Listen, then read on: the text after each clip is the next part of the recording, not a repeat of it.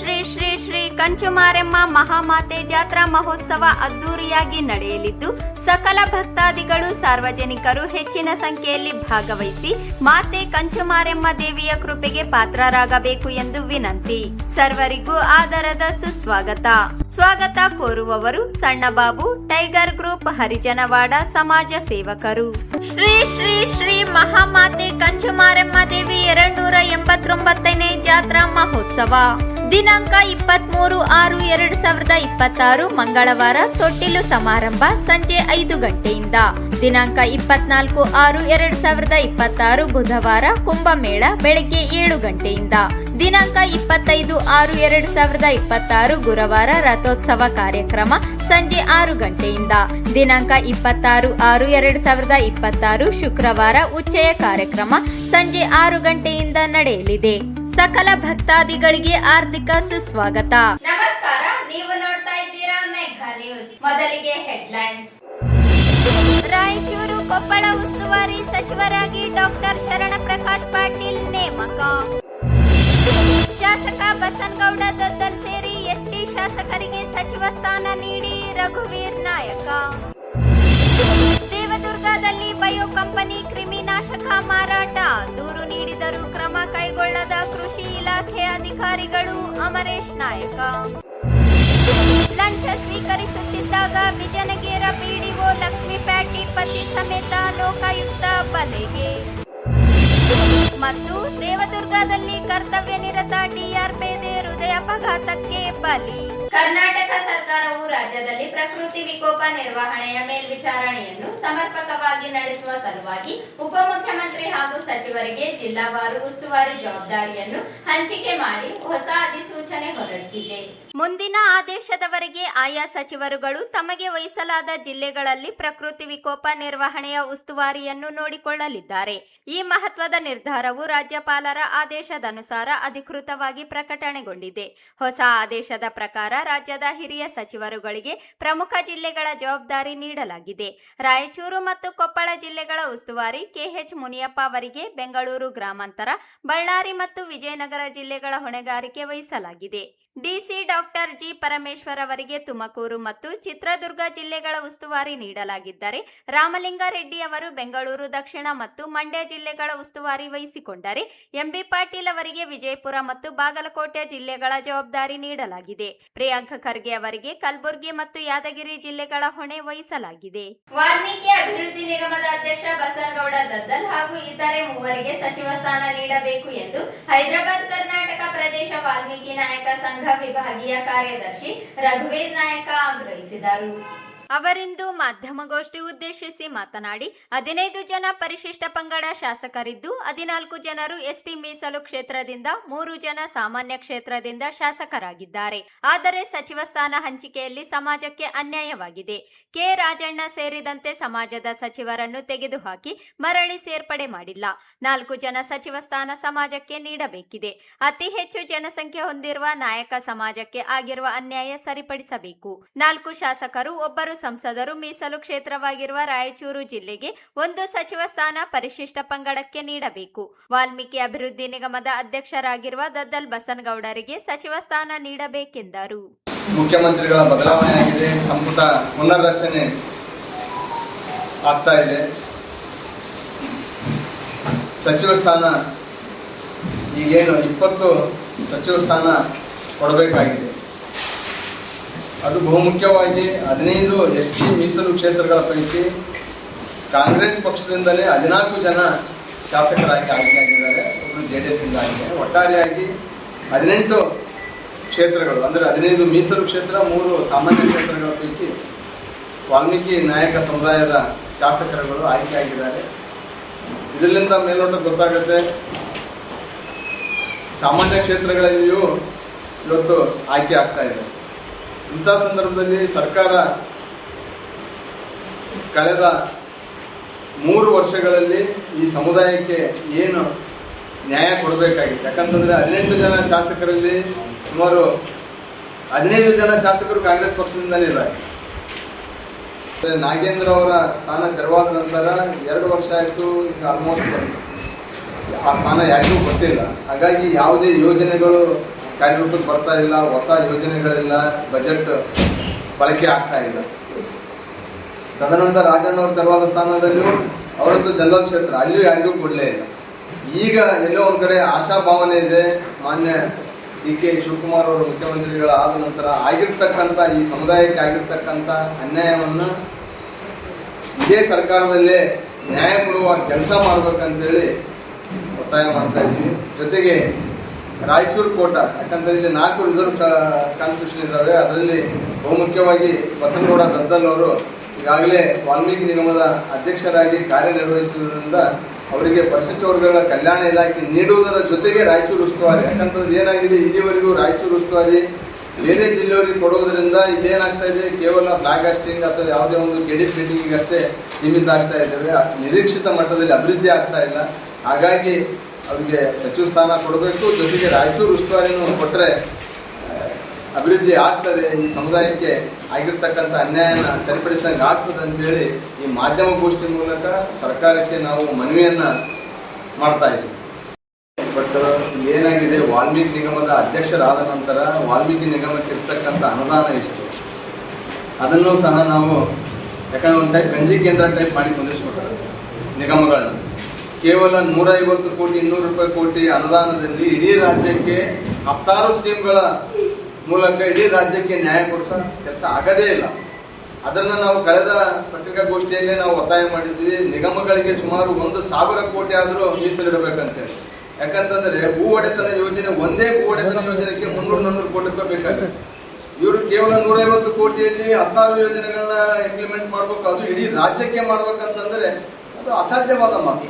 ಹಾಗಾಗಿ ಏನಾಗುತ್ತೆ, ಎಲ್ಲೋ ಒಂದು ಕಡೆ ಒಂದು ಭಾಗಕ್ಕೆ ಜಾಸ್ತಿ ಕೊಟ್ಟಾಗ ಇನ್ನೊಂದು ಭಾಗಕ್ಕೆ ಸಹಜವಾಗಿ ಅಸಮಾಧಾನ ಆಗೇ ಆಗುತ್ತೆ.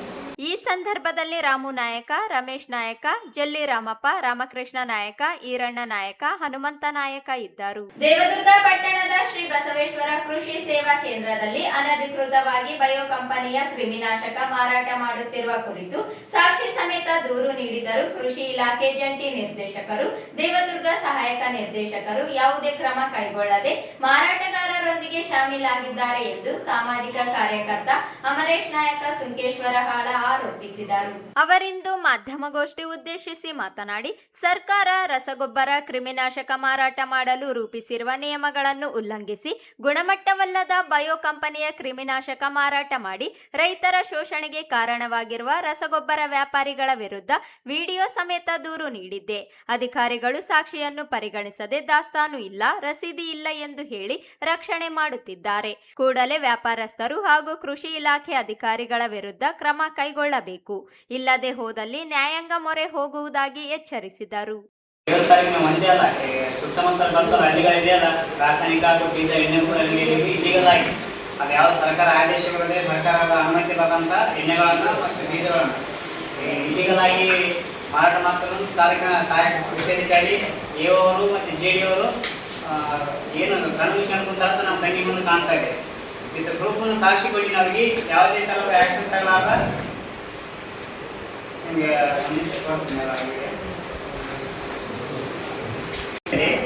ಇಲ್ಲಿಗೆಲ್ಲ ಬೈ ಕಂಪ್ನಿ ಎಣ್ಣೆ ಮಾಡ್ತಾರೆ.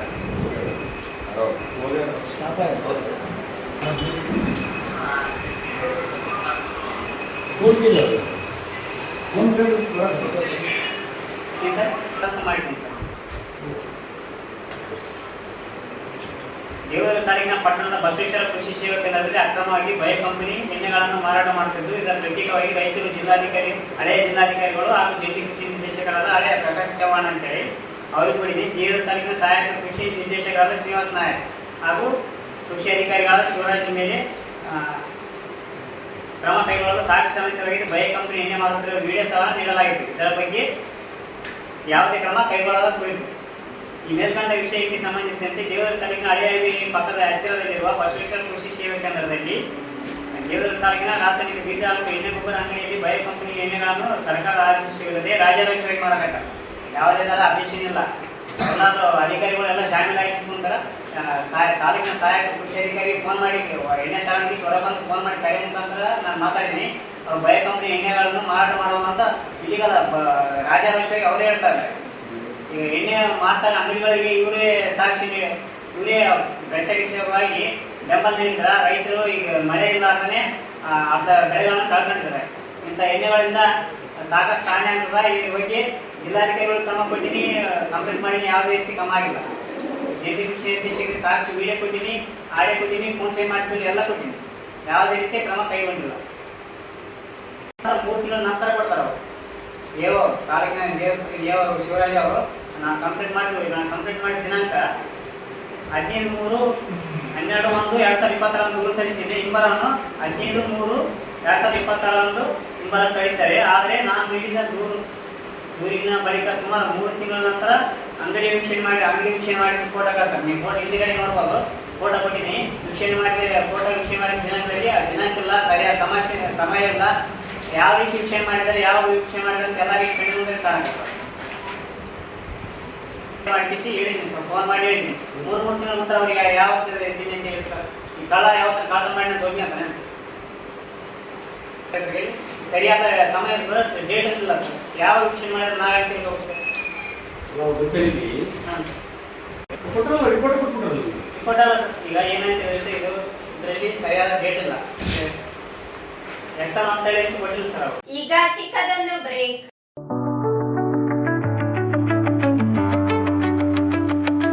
ನಗರದ ಹರಿಜನವಾಡದ ಶ್ರೀ ಶ್ರೀ ಶ್ರೀ ಕಂಚುಮಾರೆಮ್ಮ ಮಹಾಮಾತೆ ಜಾತ್ರಾ ಮಹೋತ್ಸವ ಅದ್ದೂರಿಯಾಗಿ ನಡೆಯಲಿದ್ದು, ಸಕಲ ಭಕ್ತಾದಿಗಳು ಸಾರ್ವಜನಿಕರು ಹೆಚ್ಚಿನ ಸಂಖ್ಯೆಯಲ್ಲಿ ಭಾಗವಹಿಸಿ ಮಾತೆ ಕಂಚುಮಾರೆಮ್ಮ ದೇವಿಯ ಕೃಪೆಗೆ ಪಾತ್ರರಾಗಬೇಕು ಎಂದು ವಿನಂತಿ. ಸರ್ವರಿಗೂ ಆದರದ ಸುಸ್ವಾಗತ.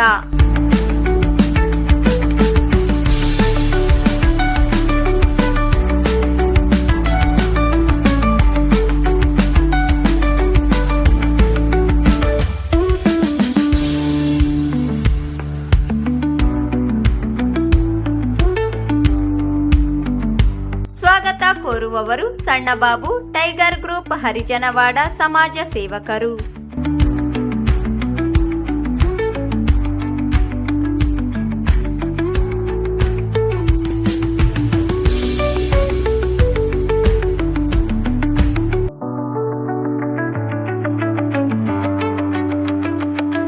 ಶ್ರೀ ಶ್ರೀ ಶ್ರೀ ಮಹಾಮಾತೆ ಕಂಚುಮಾರೆಮ್ಮ ದೇವಿ 289ನೇ ಜಾತ್ರಾ ಮಹೋತ್ಸವ ದಿನಾಂಕ 23/6/2026 ಮಂಗಳವಾರ ತೊಟ್ಟಿಲು ಸಮಾರಂಭ ಸಂಜೆ 5 ಗಂಟೆಯಿಂದ. ದಿನಾಂಕ 24/6/2026 ಬುಧವಾರ ಕುಂಭಮೇಳ ಬೆಳಗ್ಗೆ 7 ಗಂಟೆಯಿಂದ.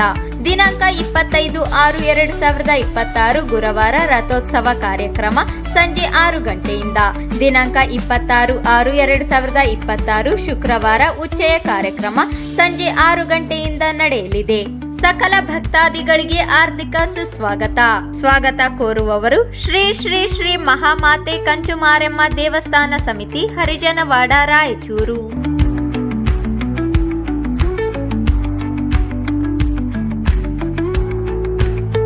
ಬ್ರೇಕ್ನ ನಂತರ ಮೆಗಾ ನ್ಯೂಸ್ಗೆ ಸ್ವಾಗತ.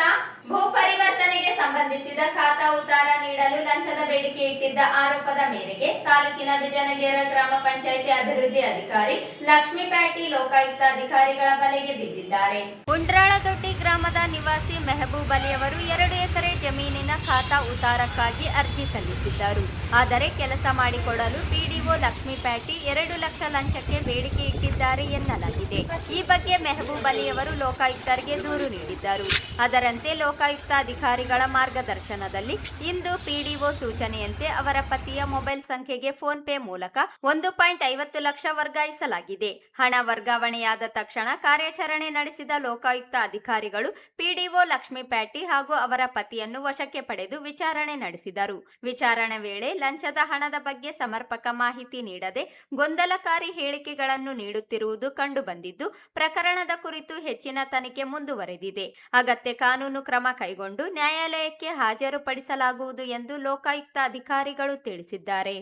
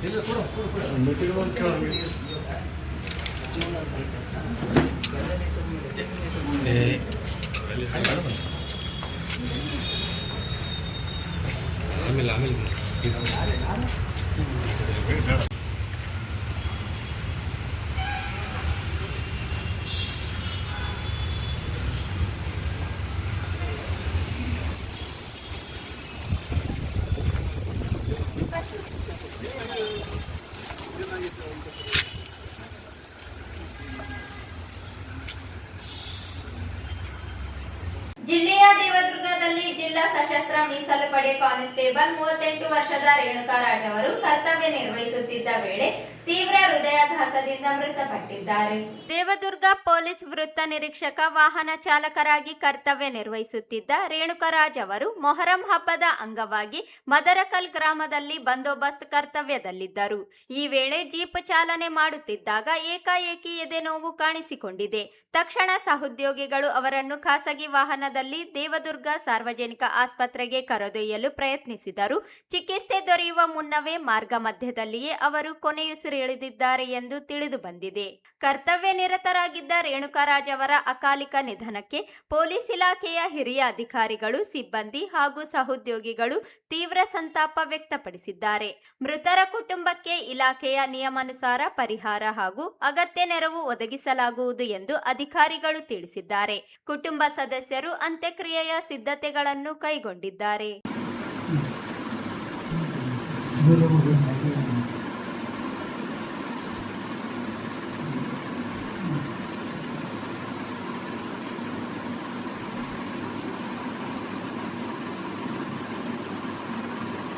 ಈಗ ಬರ್ತೀನಿ ಚಲೋ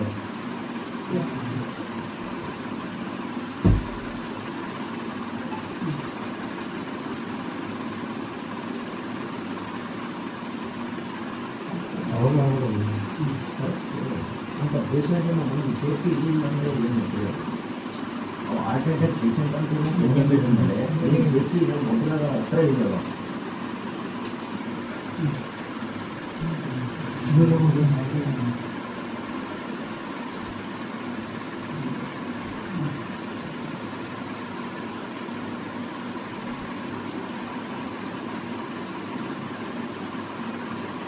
ಈಗ ಬರ್ತೀನಿ ಚಲೋ